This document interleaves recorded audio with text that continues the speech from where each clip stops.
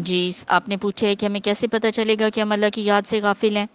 تو سب سے پہلے تو آپ یہ دیکھیں نا کہ یاد کا تعلق کس سے ہے، یاد کی بیس کیا ہے، یاد کہاں ہوتی ہے؟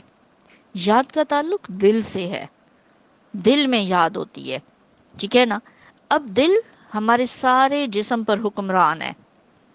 ہمارے دل میں جس کی یاد ہوتی ہے تو ہم چاہے کچھ بھی کر رہے ہوتے ہیں، وہ یاد ہر لمحہ ہمارے تمام اعضاء، جو کہ ہاتھ، پاؤں، آنکھیں، زبان، سونگنا، سننا، ہر چیز کو الرٹ دیتی رہتی ہے، ٹھیک ہے؟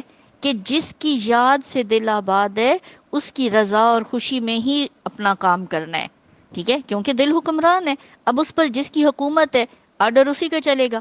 اب اگر دل اللہ کی یاد سے آباد ہے تو آرڈر اسی کا چلے گا۔ اب آرڈر دل یہی دے گا کہ اللہ کی مرضی اور خوشی کے مطابق کرنا ہے سارا کچھ۔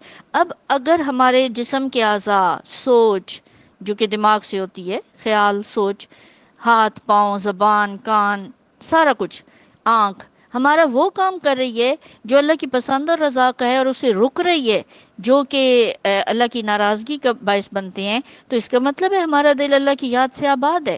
کیونکہ ہمیں یاد رہتا ہے کچھ غلط کام کرتے ہوئے ہم رک جاتے ہیں، اور ہمیں کچھ اچھا کام کرتے ہوئے اس کو اور اچھا کرنا یاد رہتا ہے، اور ہم خوش ہو جاتے ہیں، تو اس کا مطلب ہے کہ دل اللہ کی یاد سے آباد ہے، ٹھیک ہے؟ اور اگر یہ کچھ نہیں ہو رہا تو اس کا مطلب ہے کہ ہم غفلت میں زندگی گزار رہے ہیں۔